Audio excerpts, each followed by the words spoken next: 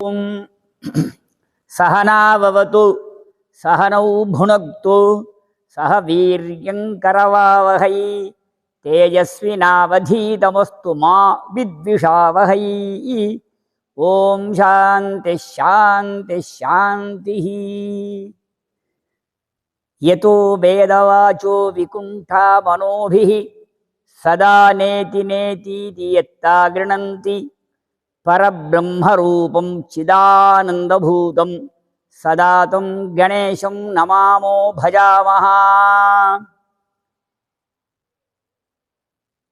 எல்லா இடத்திலையும் எல்லோர்களிடத்திலையும் எல்லாருடைய குடும்பத்திலையும் இருக்கக்கூடிய ஆண் பெண் குழந்தைகள், குழந்தை முதல் பெரியோர்கள் வரை எல்லாருடைய உள்ளத்திலையும் சாந்தி நிலவணும், நிம்மதி நிலவணும், ஆனந்தம் நிலவணும், நீடிக்கணும் என்று சொல்லி ஸ்ரீவித்யா மகா சௌபாகிய பராம்பிகா சந்நிதியில் பராம்பிகையை பிரார்த்தித்து இந்த சிற்றுரையானது ஆரம்பிக்கப்படுகிறது.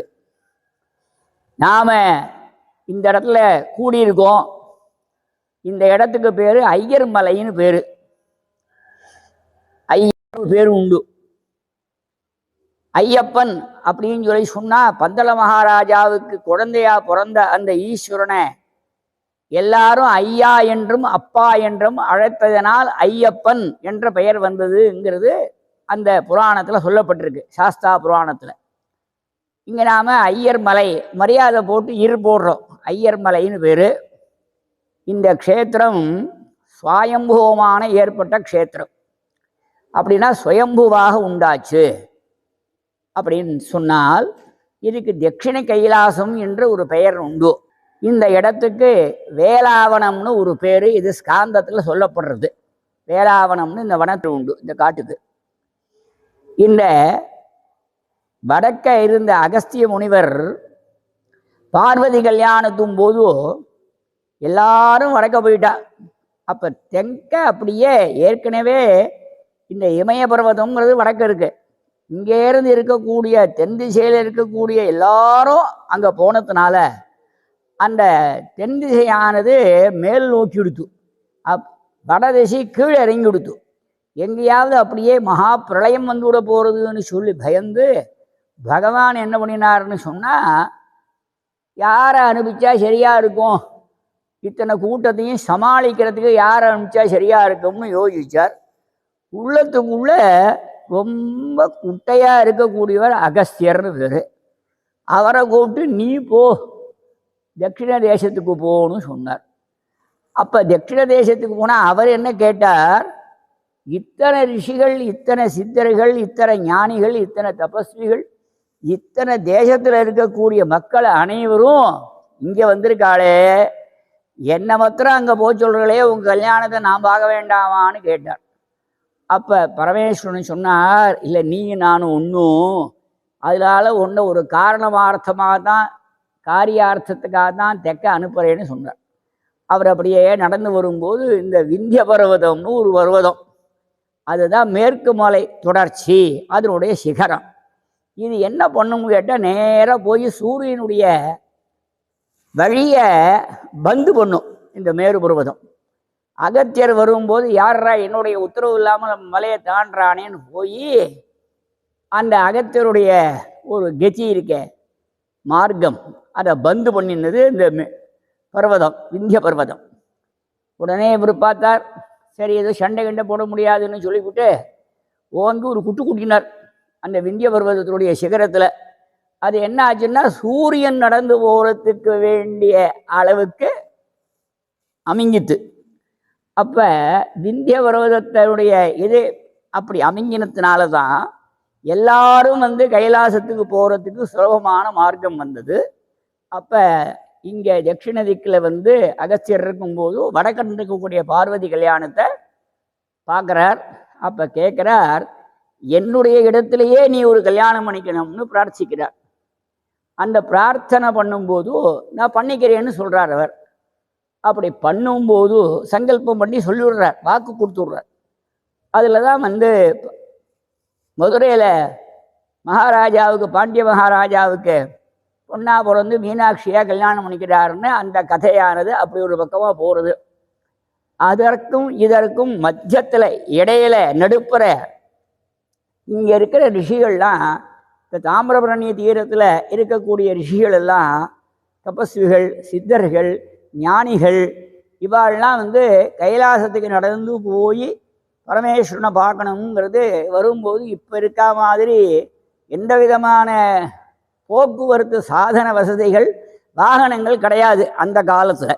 இப்போ எல்லாம் நடந்து தான் போவா. போகிற வழியில் அவளுக்கு ஆயுசே முடிஞ்சு விடும்.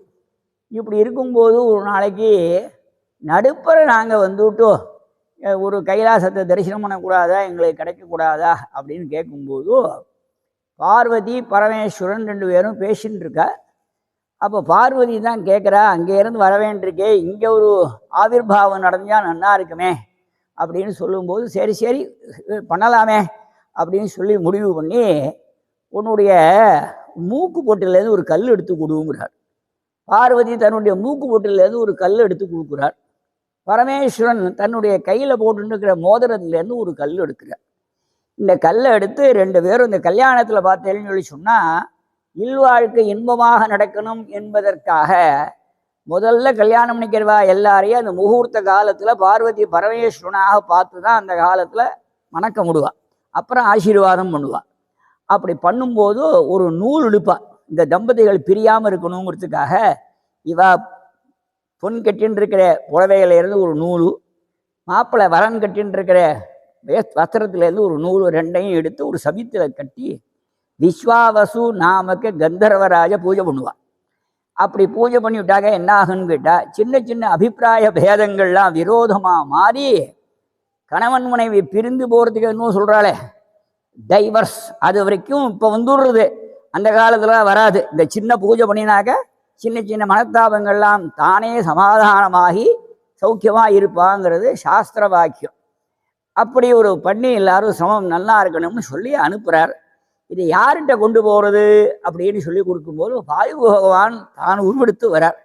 வாயுவுக்கு 8 ரூபம் உண்டு. அதில் 8 ரூபத்தில் ஒரு ரூபம் வாயு பகவான் எடுத்துக்கிறார். இதை அப்படி எடுக்கும்போது, அந்த மூக்குப்பட்டு எடுக்கும்போது தலையில் வச்சுட்டு இருக்கிற புஷ்பமும் ஒன்று கொடுத்தோ, அந்த புஷ்பத்தோட ஒரு கேசமும் ஒன்று கொடுத்து, இது எடுக்க வேண்டான்ட்டு பார்வதி எடுக்க வேண்டாம், இன்னும் பரமேஸ்வரன் எடுக்க வேண்டாண்டார். அந்த சமயத்தில் கட்டி இந்த கல்லை வச்சு கட்டி அந்த வாயு பகவான்கிட்ட கொடுத்தார்.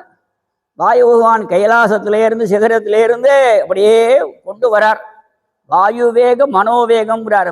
மனோவேகத்தை விட வேகமாக வர்றது வாயு வேகம். அப்படி வரும்போது இந்த ஐயர்மலையை தாண்ட முடியல அவரால். என்னடாது ஐயர்மலையை தாண்ட முடியலையே அப்படின்னு 8 பக்கமும் சுற்றி பார்க்குறார். 8 பக்கமும் கைலாச மலை தான் தெரிகிறது, பார்வதி பரமேஸ்வரால் தான் தெரிகிறா. இதுக்கு என்னென்ன அவருக்கு ஒன்றும் தெரியாத போது இது என்ன பண்ணலாம் அப்படின்னு யோசனை பண்ணும்போது, தன்னை அறியாதபடிக்கு அந்த மூக்குத்தியோட அந்த சமித்து, அந்த பட்டு வஸ்திரத்துடைய நூலும், அம்பாளுடைய ஒரு கேசம் எல்லாம் விழுந்துருது. விழுந்த உடனேயும் பார்த்தா அந்த இடத்துல ரூப விக்கிரகம் ஒன்று இருக்குது, சிவ விக்கிரகம் ஒன்று இருக்குது. பார்த்தா அம்பாள் ஒரு விக்கிரகம் ஒன்று இருக்குது. அவளுக்கு தான் சுரும்பார் குழலி அராள கேசி அப்படிங்கிற பெயரானது சித்திக்கிறது. ரிஷிகள்லாம் இங்கே வந்த உடனேயுமே இதுக்கு மேலே நடந்து வர வேண்டாம் அப்படின்னு சொல்லி கைலாசத்தில் இருக்கக்கூடிய பார்வதி பரமேஸ்வரால் இங்கேயே அவளுக்கு ரிஷபாரூடராக காட்சி கொடுத்து அவளுக்கு காரிய சித்தியும் மனசித்தியும் தபசித்தியும் மோட்சத்தையும் கொடுத்து அருளினார்னு ஒரு வரலாறு இந்த ஐயர்மலையை பற்றி சொல்லப்படுறது. 2வதாக ஒரு ஐயர்மலையை பற்றி சொல்லக்கூடிய வரலாறு ஒன்று இருக்குன்னு கேட்டால், இப்போ தான் மாசி மாதத்தில் சிவராத்திரி முடிஞ்சுது. சிவராத்திரியுடைய 3வது காலம் மையம் இருக்க, அந்த நாமூன்னு 12 மணி நேரம், அதில் 2வது காலம் முடிஞ்சு 12லேருந்து 3 மணிக்குள்ளே வரக்கூடிய அந்த மைய காலம் 1:30 மணி. அந்த 1:30 மணிக்கு தான் லிங்கோத்பவ மூர்த்தின்னு சொல்லி ஒரு மூர்த்தியானது காட்சி கொடுக்குறார். இது எல்லா கதைகளும் எல்லாரும் கேட்டிருப்பேள். இந்த உலகத்துக்கு காரணபூதமாக இருக்கக்கூடிய சக்தி எது அப்படின்னு சொல்லி எல்லாரும் பண்ணும்போது ஒரு ஜோதிஸ்வரூபம் தெரிஞ்சுது. சரி, இந்த ஜோதிஸ்வரூபம் எங்கேருந்து வர்றது, எது வரைக்கும் போகிறது, இப்படி பார்க்கணுன்னு ஆசைப்பட்டா பரமேஸ்வரன் சொன்னார், இது அப்படி வரதுன்னு சொல்லியிருக்கேன்னா அதை தியானம் பண்ணி தெரிஞ்சுக்கோங்கன்னு சொன்னார். அப்போ வந்தது யாருங்கிறது தெரியணும். இந்த ஜோதி ஸ்வரூபம் யாருன்னு தெரியணும்னு சொன்னால் பரமேஸ்வரன் காணும், அந்த இடத்துல மறைஞ்சுட்டார். இந்த பிரம்மா என்ன பண்ணினார், அவருக்கு விமானம் ஆறு அன்னபட்சி அதில் ஏறி உட்கார்ந்தார். நான் ஆகாசத்துக்கு போகிறேன். விஷ்ணு என்ன சொன்னார் அப்படின்னு சொன்னால், நான் இந்த ரூபம் எடுத்துக்கிறேன், வராக ரூபம் எடுத்துக்கிறேன். ஏன்னா நான் பூமியை குடைஞ்சுண்டு என்னால் போக முடியும். அப்படி நான் குடைஞ்சுண்டு போய் எங்கே பாதம் இருக்குன்னு பார்க்குறேன்னு சொல்லி அடி முடி காண்றதுக்கு 2 பேரும் ப்ரைஸ் பண்ணிக்கிறார். சிவனை பார்த்தாரு, சிவனை காணும். அவர் ஜோதி சுரூபமாக அந்த ஜோதிக்குள்ளே இருக்கார், அதை கண்டுபிடிக்க முடியல. அன்னபட்சி போகிறது போகிறது போகிறது போகிறது போயிட்டே இருக்கு. இப்படி போய் பகு தூரம் போன பின்பு அதுக்கு இடையில ஒரு காரியம் நடக்கிறது. விஷ்ணு என்ன பண்ணுறாருன்னு கேட்டால், கீழே போய் பார்க்குறார், தன்னால் முடியலை அப்படின்னு சொல்லி ஓஞ்சு போயிட்டார். இதுக்கு மேலே போக வேண்டாம். இந்த ஜோதி ஸ்வரூபத்தை அவர் ஈஸ்வரன் பரமேஸ்வரன் சொன்ன மாதிரி உட்கார்ந்த இடத்துல பத்மாசனம் போட்டு தியானம் பண்ணினாலே நம்ம அடிமுடியை கண்டுவிடலாமே, எதுக்கு நாம் வந்தோம் அப்படின்னு யோசனை பண்ணி திரும்புகிற காலத்தில் அவரால் ஏழுந்தலும் நடக்க முடியலையேன்னு சொல்லும்போது அந்த வராக அவதாரத்துக்கு ஒரு கை ஒன்று வருது. அந்த கையை பிடிச்சிக்கிறார். அந்த கையை நேராக கொண்டு வந்து பூமியில் விட்டு விடுறது. அதை யார் விட்டா அப்படிங்கிறத பின்னாடி அவர் உணர்றார். பிரம்மா என்ன பண்ணினார், ஹம்சபக்ஷியில் மனோவேகத்தில் போகிறார். ஹம்சம் திணறது, மூச்சு திணறது ஹம்சத்துக்கு. ரொம்ப நம்ம மேட்டில் வண்டியை ஓட்டின்னு போனாக்க இன்ஜினியர் இன்ஜின் கொஞ்சம் சத்தம் போடுற மாதிரி அன்னபக்ஷிக்கு மூச்சு விட முடியல. அப்போ சரி இனிமேல் வேண்டான்னு சொல்லி அந்த அன்னபக்ஷி சொல்கிறது, இனிமேல் போக வேண்டான்னு சொல்கிறது. பிரம்மாவுக்கும் தோணித்து, இது நம்மளும் போக வேண்டாம், ஒன்று வேணால் பண்ணுவோம், நம்ம பார்த்து விட்டோன்னு சொல்லிவிடுவோம் அப்படின்னு. அப்போ தான் ஒரே ஒரு தாழம்பூ இதழ் மேலே இருந்து கீழே வந்துருக்கு. அன்னைக்கு அது எல்லாமே பேசித்து, செடி கொடி மரம் புஷ்பம் எல்லாமே மனுஷன் பேசுகிற மாதிரி பேசித்து பாஷையில். கேட்குறார், நீ எவ்வளோ தூரம் வர, எங்கேருந்து வரேன்னு கேட்டார். ஒன்றும் இல்லை, சாக்ஷா ஜோதி சுரூபமாக இருக்கக்கூடிய சிவனுடைய ஜட்டாமுடியிலேருந்து வரேன். சிவனுடைய தலையிலேருந்து வரேன்னு சொல்லப்படாதோ அந்த தாழம்பூ, சிவனுடைய ஜட்டாமுடியிலேருந்து வரேன் அப்படின்னு. எவ்வளோ தூரம் போகணும்னு கேட்டார். நீங்கள் வந்த தூரத்தை மாதிரி என்ன பல தூரம் போகணும்னார். அப்போ எனக்கு உதவி பண்ணேன்னா என்ன, எனக்கும் விஷ்ணுவுக்கும் ஒரு போட்டி. நான் அடிமுடியை காந்தா யார் முதல்ல காடுறாளோ அவள் தான் இந்த உலகத்துக்கு அதிபதியாக இருக்கணும்னு ஒரு போட்டி பிடிச்சுட்டோம். சிவன் ஒன்றுமே வாயத்திற்கவே, அவர் சிவனேன்னு இருந்து விட்டார், மௌனமாக இருந்து விட்டார். ஆகவே நீங்கள் எனக்கு ஒரு உதவி பண்ணணும்னு. என்ன உதவி பண்ணணும், நான் ஜட்டாமுடி வரைக்கும் பார்த்து விட்டேன்னு எல்லார்ட்டையும் சொல்கிறேன், நீங்களும் ஆமான்னு எனக்கு சாட்சி சொல்லிவிட்டா போரும். அது இது வரைக்கும் இந்த சாட்சி சொல்கிறதுங்கிறதே இல்லாமல் இருந்தது. இது ஆரம்பித்ததே பொய் சாட்சியாக ஆரம்பிச்சு கொடுத்து. இது என்னாச்சு, ஆரம்ப சாட்சியே இது பொய்யா போனதுனால ஆரம்ப சாட்சியே பொய்யாயிடுச்சு. அவன் வருவான். அப்போ கீழே வரார். 33 கோடி தேவர்கள், 66 கோடி அசுரர்கள், அப்புறம் கிண்ணற கிம்புருஷ ஆஹாவுஹு கந்தர்வ சாரண, அதுக்கப்புறம் 56 தேசத்தில் இருக்கக்கூடிய மக்கள். ஒரு தேசத்துக்கு ஒரு 56 தேசம் சிற்றரசா இருந்ததாக புராணங்களில் சொல்லப்படுறது. 56 தேசம் தலைநகரம், ஒரு தலைநகரத்துக்கு 56 சிற்றரசல் இருந்ததாக சொல்லப்படுறது. அப்படி பார்த்தா இப்போ யோஜனை பண்ணி பார்த்தோம்னா புவனேஸ்வரிட்ட சாவி இருக்கு, வேணா திறந்து விட்டுருவாங்க. உடனே என்ன ஆச்சுன்னு கேட்டால் 56 தேசம் தலைநகரம், ஒரு தேசத்துக்கு ஒரு 56 தேசம் துணை நகரம், அதுதான் சிற்றரசு. தேசத்தை பூமியை பிரிக்கிற காலத்தில் எப்படி பிரிச்சான்னு கேட்டால், இந்த விந்திய பர்வதத்துக்கு அன்னண்ட பஞ்ச கௌடம், விந்திய பர்வதத்துக்கு இன்னண்ட பஞ்ச திரவிடம்னு பிரித்தார். 5 5 10 பஞ்ச பஞ்சீவை யஜமானஹான்னு ஒரு வாக்கியம் வருது. அங்கே 5 5ன்னா 55, 2 5 போட்டால் 55 தானே. ஒரு தேசம் தனி தேசம் அது. அப்போ எத்தனை மக்களும் பார்த்துட்டு இருக்கா. பிரம்மா வந்தார், நான் முடியை பார்த்து விட்டேன் அப்படின்னா. யார் சாட்சின்னு கேட்டேன். இந்த தாழம்பு எதழ் சாட்சி. அது தாழம்பு எதழ் கிடு கிடு கிடு கிடு கிடு கிடுன்னு ஆடுறது. ஏன்னா பொய் சொல்லி விடுத்தோம். ஆமான்னு மண்டையாற்றிட்டு அந்த தாழம்பூ எதழ் பொசுங்கி போடுது. பொய் சாட்சி சொன்னதுனால அந்த தாழம்பூ எதழ் ஒசுங்கி போச்சோ. உடனே விஷ்ணு என்ன பண்ணினார்னு கேட்டா, எனக்கு ஒரு கை வந்து என்னை கூட்டிட்டு வந்தது, அந்த கை யாருது அப்படின்னு கேட்டார். நீங்க அடிமுடி காண்றதுக்கு போகும்போதோ யாரோடைய அடிமுடியை காணணும்னு போனேளோ அதுல நியாயமாகவும் தர்மமாகவும் நேர்மையாகவும் சத்தியமாகவும் இருந்த இல்லைங்க. 10 அவதாரத்துல வராக அவதாரமும் நீங்க ஒன்று எடுத்திருக்க. உலகத்தை காக்கிறதுக்காக வந்த கடவுள் விஷ்ணு. ஆகவே விஷ்ணு பொய் சொல்லலை. அதனால பரமேஸ்வரன் தான் நான் தான் உன்னை பிடிச்சி கூட்டின்னு வந்தேன்னு அவருக்கு அந்த ஜோதி ஸ்வரூபத்தை அப்போ காட்டுறார். பிரம்மாவுக்கு அந்த ஜோதி ஸ்வரூபத்தை காட்டலை. பிரம்மா உடனே என்ன சொன்னார், அந்த தாழம்புவை கூப்பிட்டார். அது சாம்பலான சரீரம் பேசித்து. அந்த சாம்பலான சரீரம் பேசித்துன்னு சொல்லி சொன்னால் தெய்வ கட்டாட்சத்தில் பேசுறது. நீ இனிமே என்னுடைய பூஜைக்கு நீ அனர்ஹன். ஆகவே சிவனுக்கு தாழம்பூ சாத்தப்படாது. சிவனுக்கு தாழம்பூ சாத்தப்படாது. பாக்கி அம்பாளுக்கு விநாயகருக்கு எல்லாருக்கும் தாழம்பூ சாத்தலாம். அப்படியாக சொன்னப்பட்ட அடிமுடி காண முடியாது இருக்கக்கூடிய ரூபத்தை தாரணமா சொன்ன காட்டின க்ஷேத்திரம் இந்த ஐயர்மலைன்னு சொல்றார். அதுக்கு ஒரு ஸ்லோகம் இருக்கு. ஆபாதாள நபஸ்தலாந்த புவன பிரம்மாண்டமாவிய ஸ்புரத் ஜோதிஸ்பாடித லிங்கமௌலி விலசத் பூர்ணேந்து வாந்தாமிருதை. ஆபாதாளம்னு அருவர்.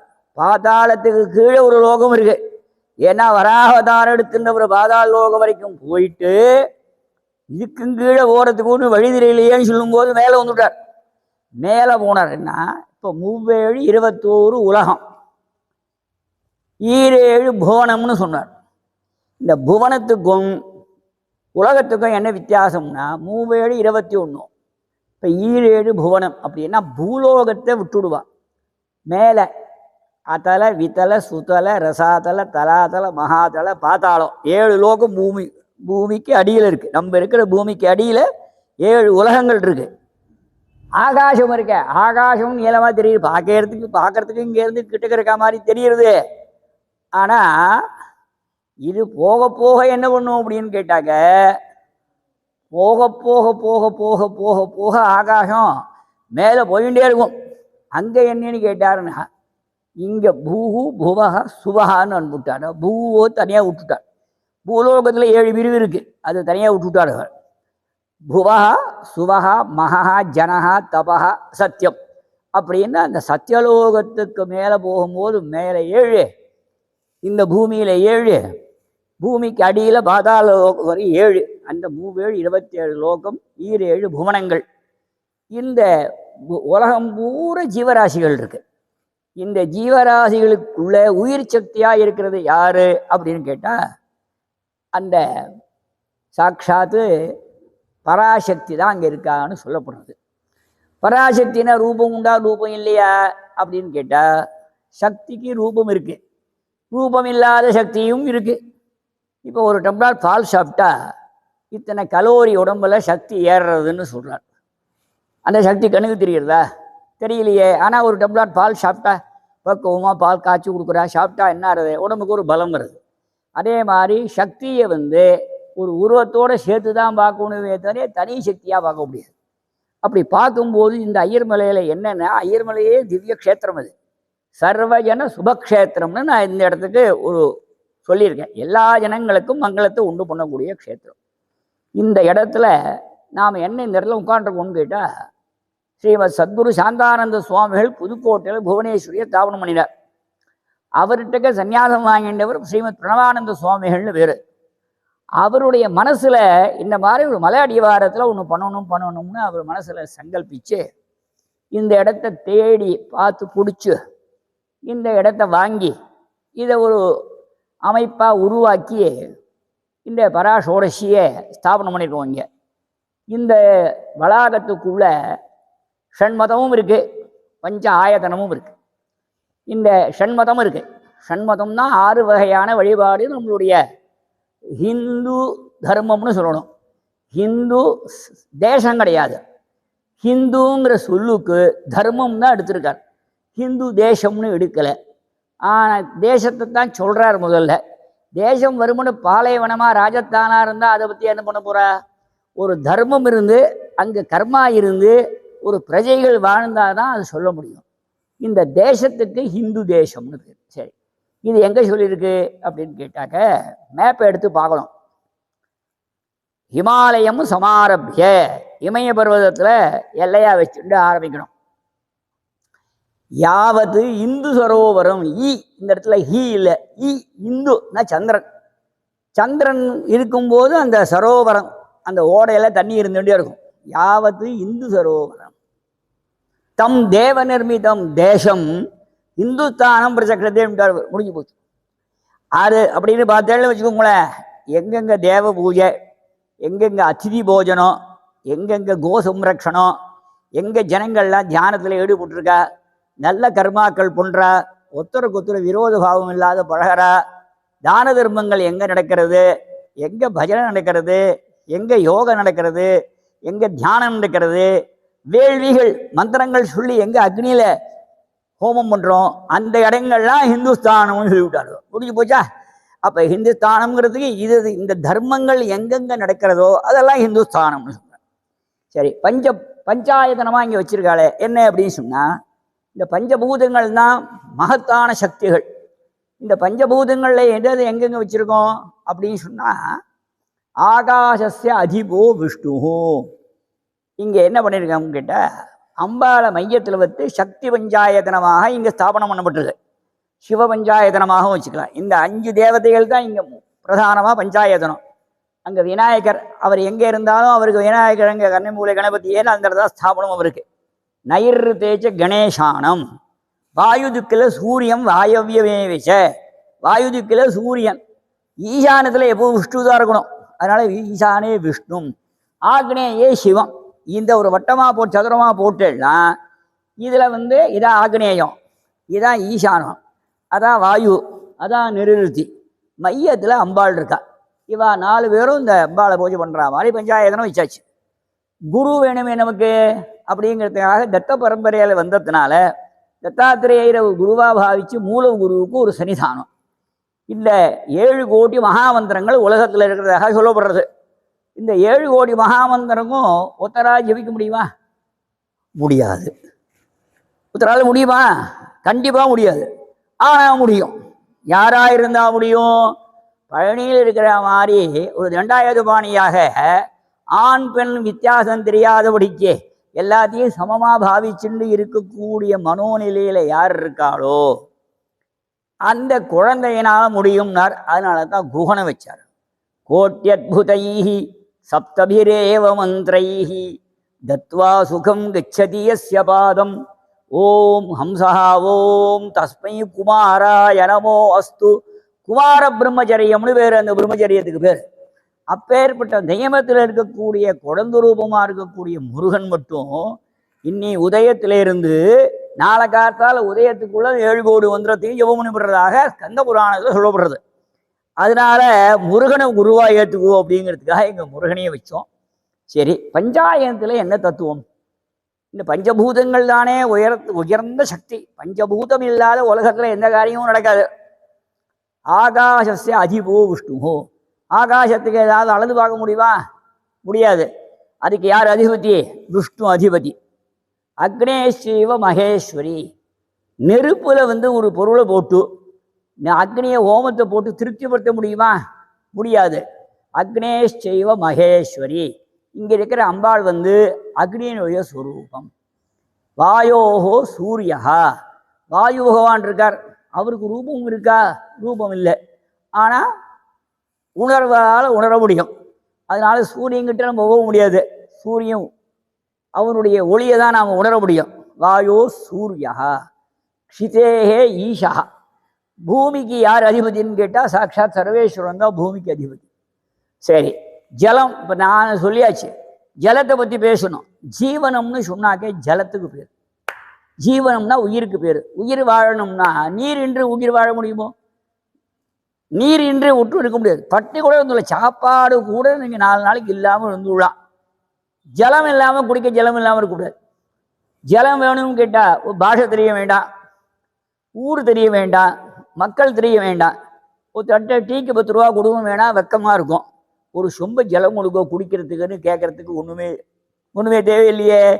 பாஷையே தெரியல அப்படின்னா கூட இப்படி ஜாட காமிச்சா கூட ஒரு டம்ளர் தண்ணி கொண்டு கொடுத்துருவாங்க. அதனால ஜீவனஸ்ய கணாதிபகான்னு சொல்றாங்க. இந்த ஜீவனம் இருக்கே, இதுக்கு ஜலத்துக்கு அதிதேவதை அதிபதி எல்லாமே கணபதி தான். முன்பு காலத்துலலாம் மழை வரலைன்னு சொன்னால் புய்யார் கோவில் களிமண்ணால் அடைச்சி வாசப்படியை அடைச்சி விடுவா. நிறையா வெளியில் எது தண்ணி கொண்டு வந்து ஊற்றி புண்ணிய முழுக அடிச்சிடுவா. முழுக அடித்த 12 மணி நேரத்துக்குள்ள மழை வந்துடும். உடனே அப்புறமா மெதுவாக எடுத்து விட்டுருவா. அந்த மாதிரி ஒரு சண்மத ஸ்தாபனத்தையும் மதம்னு சொன்னால் என்னன்னு கேட்டால் தீர்மானம்னு அர்த்தம். இங்கே மதம்னு சொல்கிறான். யானைக்கு என்ன பிடிக்கும் அதை சொல்லிட்டு இருக்கான். அது சொல்லக்கூடாது. மதம்னா ஜட்ஜ்மெண்ட், தீர்மானம், அதுக்கு போகணும் அப்படிங்கிறதுக்காக தான் இந்த ஆயத்தனம்னா இருப்பிடம்னு அர்த்தம். ஒரே இடத்துல 5 தேவதைகளையும் 7 தேவதைகளையும் பிரதிஷ்டை பண்ணியிருக்கான். இந்த இடத்துக்கு யார் யார் என்னென்ன கேட்குறாளோ அதனால எனக்கு ஒரு லாட்டரி டிக்கெட்டில் 1 கோடி ரூபா வரணும், இதுக்கு வரணும்னு இங்கே வந்தால் வராது. நீ நியாய தர்மமாக நேர்மை சத்தியம் ஒழுக்கத்தோட சதாச்சாரத்தை அனுஷ்டானத்தோட பெரியவா சொல்கிற வார்த்தையில நம்பிக்கையோடு நீ வாழ்ந்தேன்னா உன்னுடைய உழைப்பிலேயே நீ 1 கோடி ரூபாய் சம்பாதிக்க முடியும் அப்படின்னு தான் வேதமும் சாஸ்திரம் புராணங்கள்லாம் எல்லாம் சொல்கிறது. இந்த அவதூத என்ன பேர் வச்சிருக்க, அவதூத தத்தா அப்படின்னு ஒரு இயக்கத்தில் இருக்கக்கூடியவா இன்னைக்கு இதை பற்றி தெரிஞ்சுக்கணும்னு சொல்லி என்னை பேச சொன்னா. இதில் எனக்கு தெரிஞ்சதை நான் ஒரு 10 நிமிஷம் பேசியிருக்கேன். இது அடுத்த இதில் இதை பற்றி இன்னும் கொஞ்சம் விவரமாக சொல்கிறோம். ஏதாவது தவறுதல் இருந்தாலும் எல்லாரும் இது நல்லதை எடுத்துட்டு தவறுதலை விட்டு விட முடியாது கேட்டுக்கிறோம். ஜெய் பராசக்திக்கு ஜெய்.